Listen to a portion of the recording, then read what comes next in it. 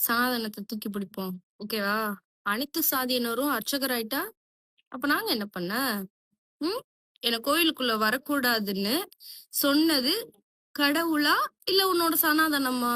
இங்க யாருமே கடவுள் இருக்கு, இல்லன்றது அது அவரவரோட நம்பிக்கை. என் குடும்பம் ஹிந்து.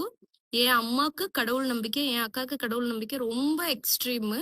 அவங்கள இந்த நாள் வரைக்கும் இந்த கோவில் போகாதீங்க, போக்கூடாது, இத கும்பிடாதீங்கன்னு நான் சொல்லல. உன் சனாதானம் நீ எப்படி என் கோவிலுக்குள்ள வரலாம்? நீ உள்ள வந்தா தீட்டு. நீ என் தண்ணிய தொட்டா தீட்டு. நீ இந்த தெருவுல நடந்தா தீட்டு.